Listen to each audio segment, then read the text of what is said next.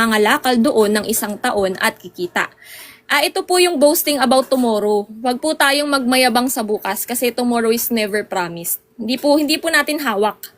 Tao lang tayo, hindi tayo Diyos. So wag tayong mangako na gagawin natin to bukas, hindi naman po natin alam kung nandito pa tayo bukas o kung may bukas pa.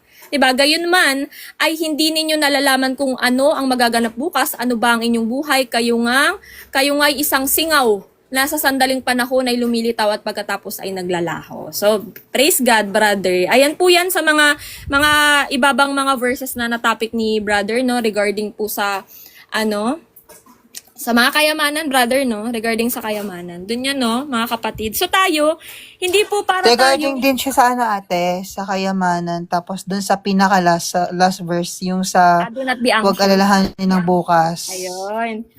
Do not be Sa verse anxious. 34. Nandito din yan sa no? Ito yun, brother, yung nabanggit mo kanina na huwag ninyong alalahanin ng bukas sapagkat ang bukas sa mag-aalala sa kanyang sarili sapat na para ngayon ang kabalisaan sa araw na ito. Yan nga po yung daily bread, no? Talagang wag po kayo mag-alala sa bukas. Alalahanin niyo po yung ngayon kasi yung bukas nang bahalang mag-alala sa kanya. Kung ano po yan, i-commit nyo lahat, i-surrender nyo lahat at itaas nyo lang sa Panginoon, 'di ba? Yan po yung kailangan, faith. Faith, 'di ba po, ang faith po natin is the assurance of things we hope for. Sa Hebrews 11:1.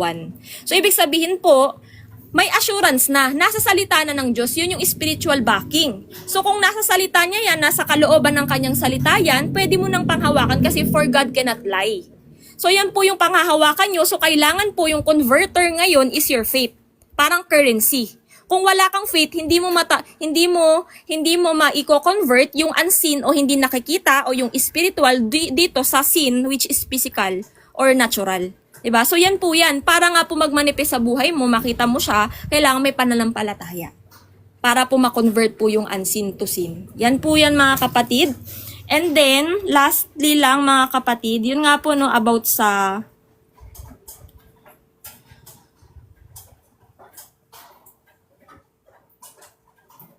ayan. So, yung sa fasting, mga kapatid, no, idagdag ko lang dito, mga kapatid, nabanggitin po ni brother, no, yung pinaka-purpose. Alamin niyo po yung purpose nyo kasi kung kayo nag-diet lang, hindi lang kayo kumain, hindi po fasting ang tawag doon. Ang tawag doon diet. So, ang fasting po, kailangan babad kayo sa prayer and word of God. Kasi po, ang ultimate goal nyo dito, maliban sa mapahina nyo yung laman, matrain nyo na mahina yung laman nyo at lumakas yung spiritual. Kasi lumalakas po yung spiritual pag nagpa-fasting. Kasi nga, mahina po yung laman. And then, hindi lang din po kapag pwede din po yan kapag hindi ka matanggihan. Kunwari sa last, mag-fasting ka, kapatid. Kasi yan talaga, very effective yan. Kapag talagang lagi kang natitisod sa last, mag-fasting ka kasi yung laman kapag ka napapagkaitan, nasusuppress mo, wala ka nang nadi-desire, 'di ba? Hindi ka na nagdi-desire sa mga ganyan. And then, ang pinaka-ultimate goal mo po sa fasting is marinig ng klaro yung boses ng Diyos kung ano yung will niya, alignment to His will.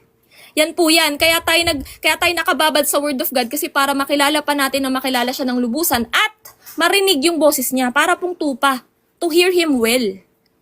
'Di ba? To hear Him well, His voice. Para alam mo kung ano yung voice niya kapag siya nagsalita, ay si Lord to. 'Di ba? So, yun po yun kasi para alam mo yung boses ng Diyos at alam mo din yung boses ng kaaway. Na kapag yung kaaway nagsasalita, alam mo na i-distinguish. Yan nga po yung discernment, diba, mga kapatid? Para lumakas yung discernment mo na ay boses to ng Panginoon. Ito yung will ng Panginoon. Kasi binabasa mo yung kanyang salita, nalalaman mo yung lahat ng will niya. Hindi po tayo tutulad sa mga tao na mapagpanggap lang, diba, nagfa-fasting nga, pero hindi naman nagagawa yung ultimate goal. Sayang lang. 'Di ba? Magiging in vain lang yung ginagawa mong fasting kung in display lang, in performance ka lang, nakikita ng ibang tao, yes, nagpa-fasting ka. Pero anong nangyari? Walang epekto, walang ebidensya. Sayang lang yung gagawin mo kung yan lang yung gagawin mo, ipapakita mo lang sa ibang tao. Hayaan mo ang Diyos ang makakita sa iyo sa ginagawa mong sakripisyo. Sakripisyo kasi yan, mga kapatid, na sinusuppress or tinatanggihan mo yung laman mo para nga po, siya po, mapuno ka ng mapuno ng Diyos. Siya po yung spiritual yung lumakas sa'yo, hindi yung physical.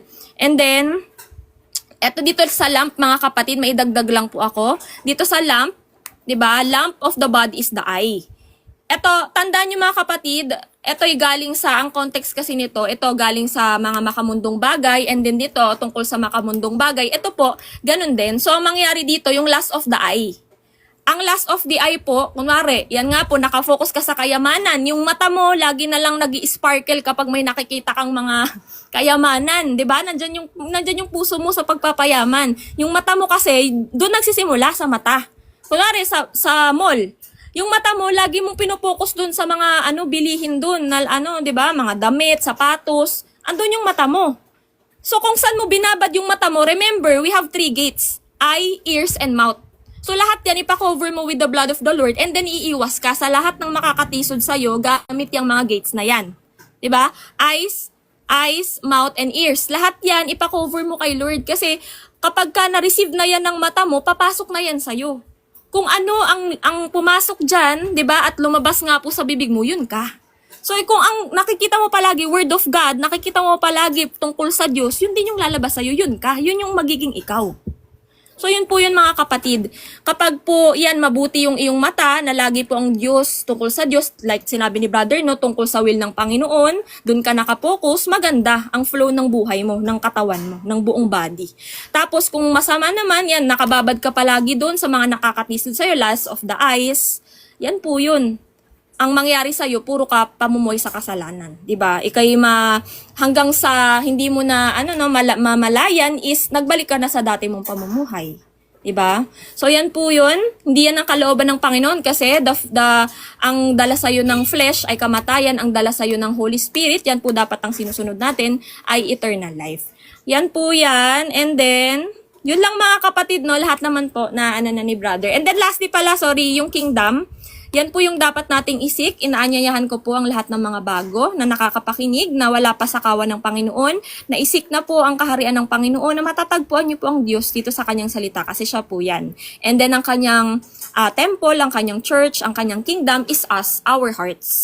So yan po yan, yung heart, yung dwelling place po niya, yung magiging tirahan niya ay kailangan po mapabanal ng kanyang salita. So kailangan naka-abide tayo, naka-root tayo sa salita, at meron tayong pananampalataya. Diyan nanggagaling ang pananampalataya sa salita. Faith comes from hearing and hearing through the word of Christ. Diyan po manggagaling. Hindi po sa kahit ano paman. And yung pananampalataya ay nagbubunga po ng mabuting bunga, which is pagsunod, 'di ba? Pagsunod, obedience sa kanyang salita, at yung fruit ng Holy Spirit po, nagbubunga po yan sa atin kung lagi tayo naka-abide sa kanyang salita. Yan po yon, yung mga nasa Galatians po, no? Love, peace, joy, patience, kindness, goodness, faithfulness, self-control. Yan po yan. Magbubunga sa atin ang Holy Spirit. Ayan, maraming salamat po mga kapatid. Praise God. Praise God po, ate. 'Di ba? Tama-tama po lahat. Connected po siya lahat dun sa mga nabanggit natin kanina. Kaya po, grabe talaga si Lord. We need to talaga, abide on Him po talaga. Kasi kung di po talaga tayo naka-abide sa Kanya, wala po. Eternal separation po talaga yung kakahinatnan natin. Kaya, always abide in Him. So, yun po mga kapatid.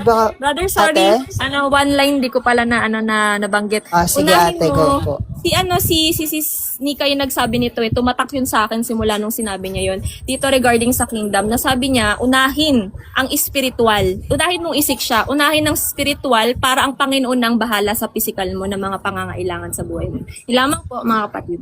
Amen. Praise God po. Baka po may gusto pa pong mag-share mga kapatid. Sister Nika, Ate Angel. Kay Ate Angel pala, i-record nyo na lang. Nanay Evelyn, Nanay Wilma, Brother Blue. Good afternoon po sa Good lahat. afternoon po, Nanay. Yes.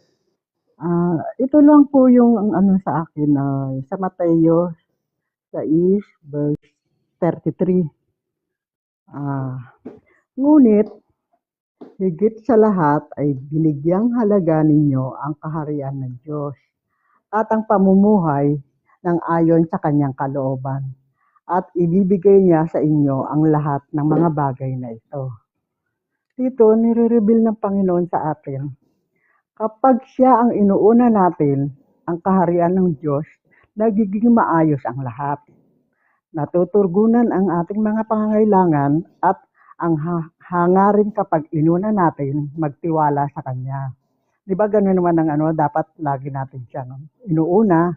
Ito yung sa topic ni Brother Daniel na inaano sa atin ng Panginoon na siya muna bago yung mga bagay-bagay na pinagkakaabalahan natin. At ang pagsunod sa kanyang kalooban, higit sa lahat ay nagdadala ng kaganapan at kapayapaan sa atin. Siya lamang ang makapagbibigay nito sa atin ng kapayapaan na sundin natin ang kanyang kalooban, hindi yung sinasabi ng ano natin, yun ang kagustuhan ng Panginoon na dapat natin gawin. Yun ang nireveal niya sa akin. Itong ano na to, sa topic ni Brother Daniel. Tapos, lagi tayong dapat dumulog sa Kanya. Humingi tayo sa Kanya na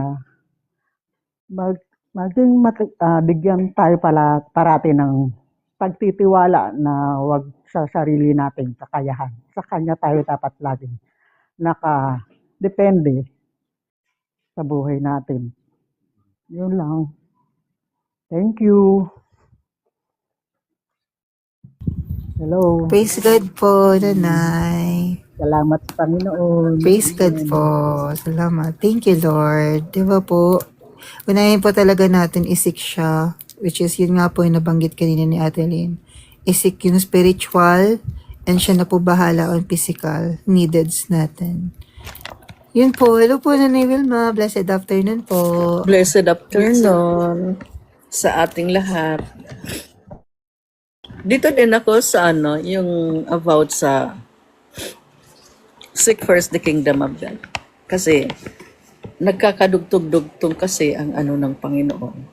Kasi about sa prayers, sa bigay na prayers ng Panginoon na 'di ba ang sabi niya, maghari ka dito sa lupa para nang sa langit.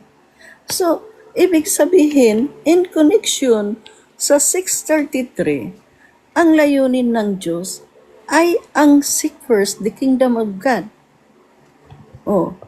Unahin natin ang isik muna. Hanapin natin ang kaharian ng Panginoon. At paano natin ito pahanapin? Dahil sa kanyang salita. Doon tayo magre-rely.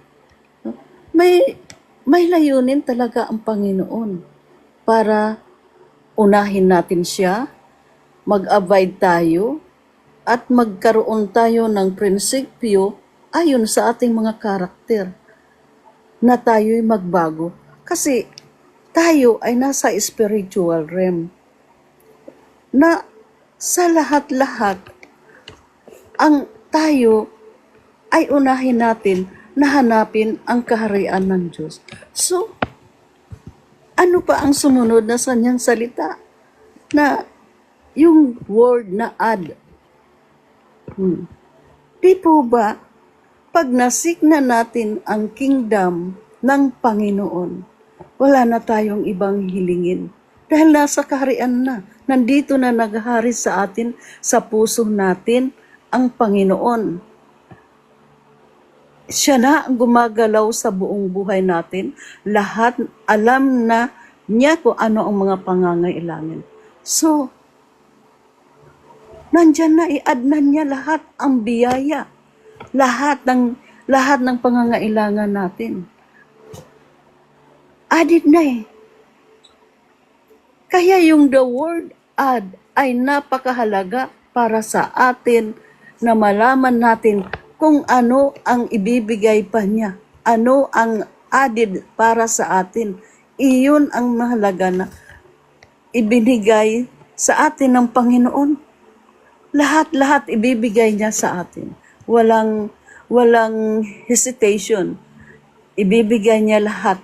Anuman ang ating kahilingan at hindi man tayo humiling. Alam na niya ang ating pangangailangan. Follow na, biyaya, lahat. Ano mang hilingin natin sa prayer natin, added na sa atin yun. Ang pinakamahalaga na yun.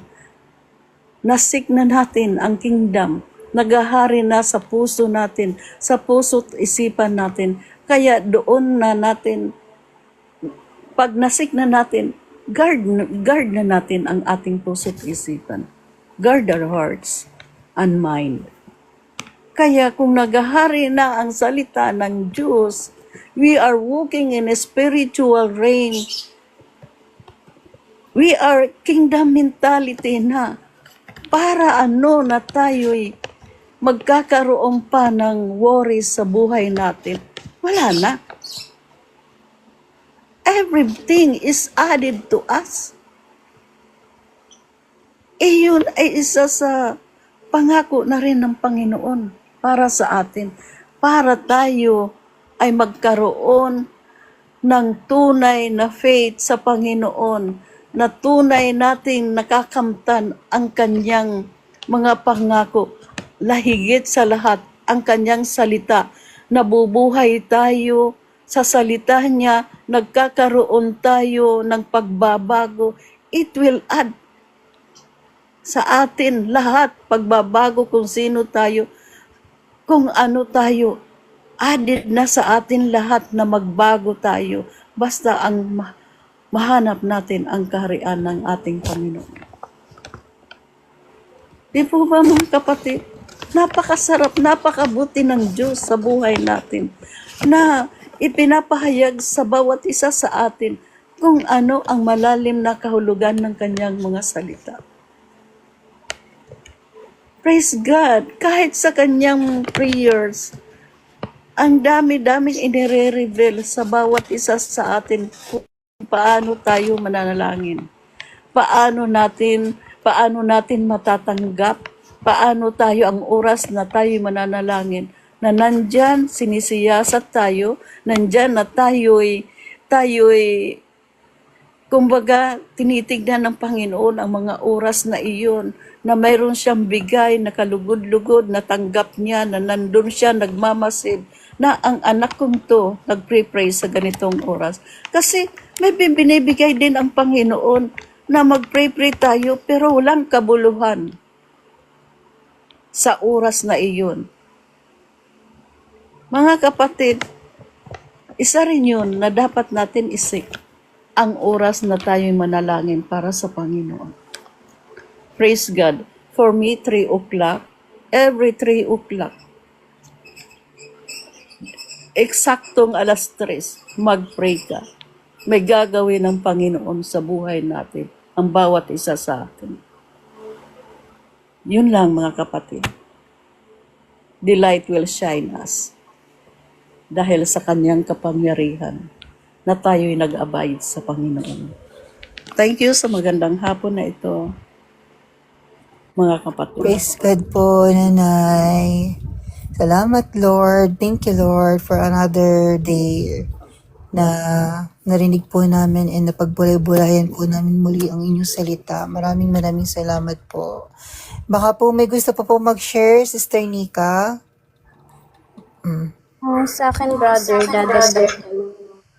Nabanggit din nanay ng mga nanay natin patungkol nga po sa unahin yung hanapin yung kaharian ng Diyos. Kasi kung mapapansin nyo po, kapag napapalayo ulit kayo, nagiging mabilis kayong mainis, yung mga bagay sa paligid nyo parang out of order. Pero kapag binibuild nyo ulit yung connection nyo by first praying the Lord, yung binabalik nyo yung connection nyo sa Kanya, nagiging okay ulit yung isip nyo, yung puso nyo.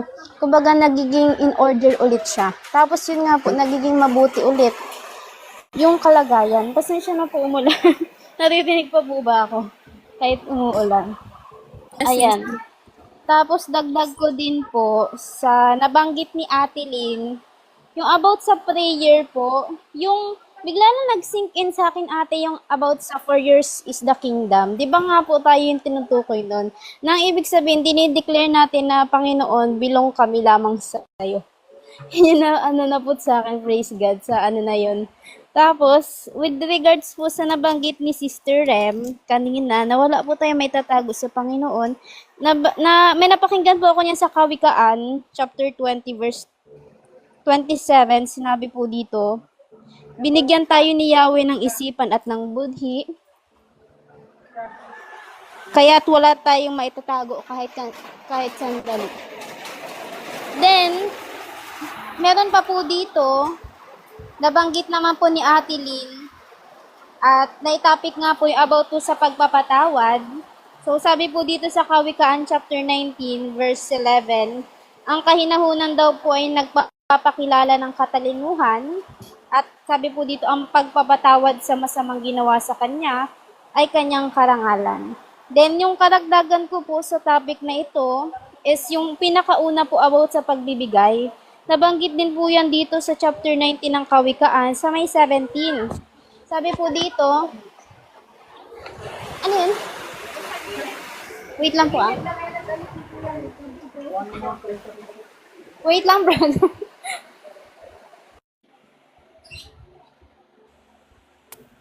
May nang distract. Sige lang, sister. Take your time.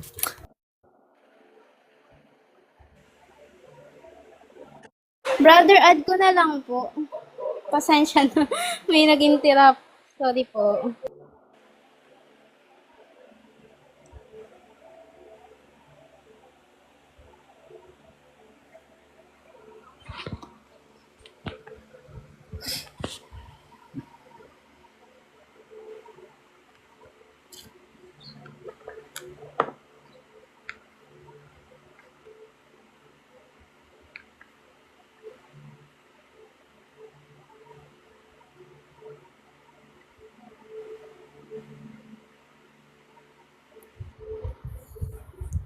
Baka po may dadagdag pa po kayo habang wala pa po si Sis Nika. Yes. Yun sa akin, about sa Ano, sige po. pagbibigay. About sa pagbibigay. Natin, sa kapwa natin, o kaya yung kung ano mang bibigay natin, hindi ito for the famous dito sa makamundong natin ginagalawan, kundi ito ay for the glory of God, na tayo'y nagdadagdag ng ano sa Panginoon, na makita niya. Kasi siya naman talaga, yung ibinibigay natin ay nanggagaling din naman sa Kanya. Hindi naman iyon ay galing lang kung anong ibinigay sa atin ng Panginoon. Iyon ay karapatan din nating magbigay sa ating kapwa. Higit sa lahat sa mga needy. Kaya tayo'y paggamit sa ating kapwa dahil ang utos ng Panginoon ay tayo'y magmahalan. Praise God. Yun lang. Praise God. Praise the Lord. Thank you, Lord. Okay na, brother. Ayun na, dyan na si sister. Tama lang. Dinestruct ka ni Taning. Ayun po. Yung sa... Ay nako, sabi nga po dito sa Kawikaan 19 verse 17, patungkol po to sa pagbibigay. Sabi po dito, parang pagpapautang daw po sa Diyos or kay Yahweh ang pagtulong sa mahirap. At pagdating daw po ng panahon, si Yahweh ang magbabayad. So yung ginagawa po nating kabutihan, pagbibigay sa mahirap, sa kapwa natin na nangangailangan, di ba nga po, ng bukal sa ating mga puso, is hindi po natin ginagawa, di ba po, totally para sa kanila, kundi, di ba nga po, yun ay dahil sa kapangyarihan ng Diyos na humipo sa puso natin para gawin natin yun. So, di ba nga po, yung spirit ng Panginoon, yung kumilos sa atin, kaya po natin yung nagawa. So, that time po, naging vessel tayo para maparangalan po ang Panginoon. So, yun lang naman po ang aking madadagdag. Salamat po.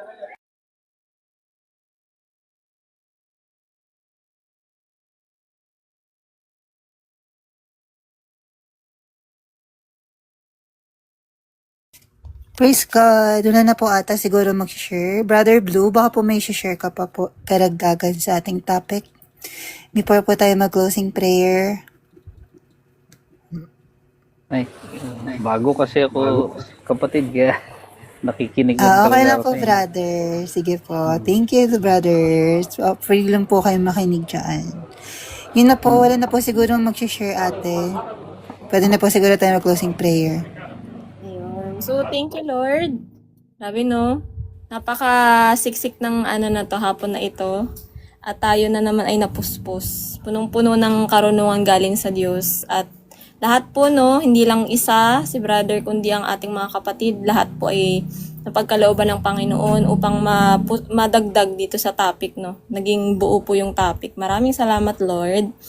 At ayun nga po, no, din yun sa regarding nga sa yung forgiveness.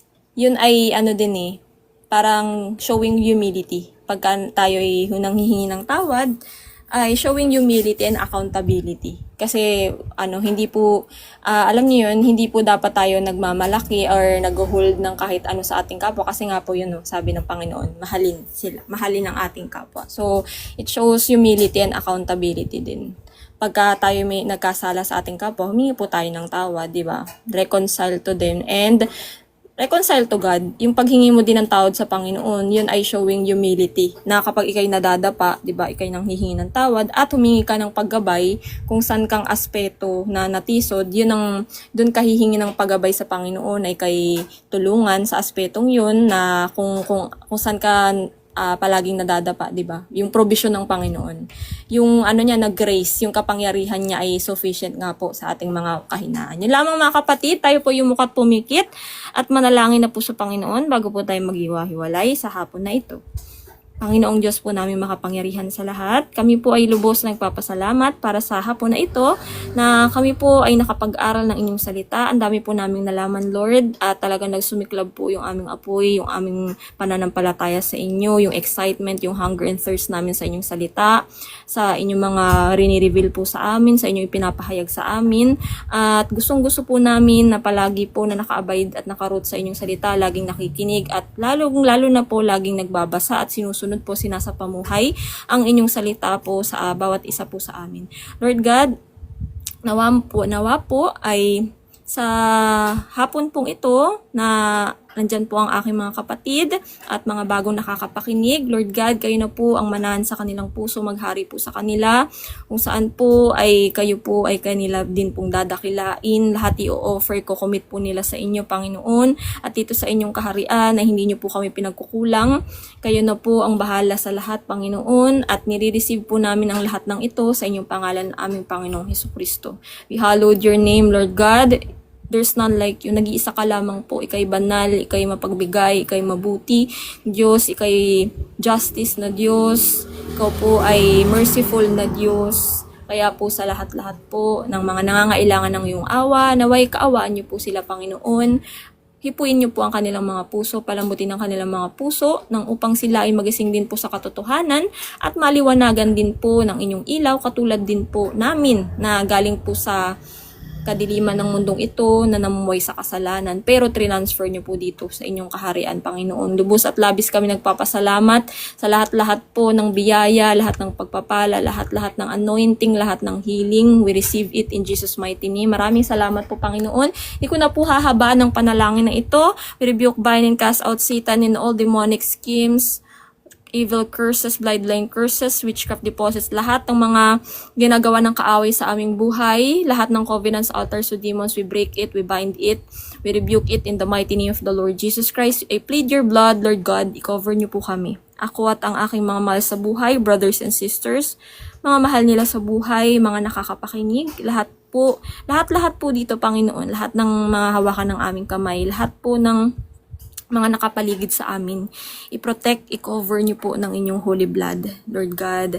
And your hedge of fire, Lord God, cover us. At will niyo po, Panginoon, ang masunod sa aming buhay. Your kingdom, i-kingdom niyo na po, paghahari niyo na po ang masunod sa amin, Panginoon. Kasi kung saan ang paghahari mo, nandoon ang lahat-lahat. Nandoon ang probisyon, nandoon ang pagmamahal, nandoon ang pagpapatawad, nandoon ang proteksyon. Wala po, no death, no sickness, no famine, no pestilence, no poverty. Walang calamity ang makakatouch sa amin, Panginoon, because we belong to you, Lord Jesus Christ. We are covered and protected by your holy blood. Yun lamang, Panginoon, for yours is the kingdom, the power, and the glory. All praise, worship, this life, our lives, comes from you and belongs to you forever and ever. In the mighty name of the Lord Jesus Christ, in the name of the Father, the Son, the Holy Spirit, one God. Amen. Shalom, everyone. Shalom, shalom. Shalom! Shalom everyone!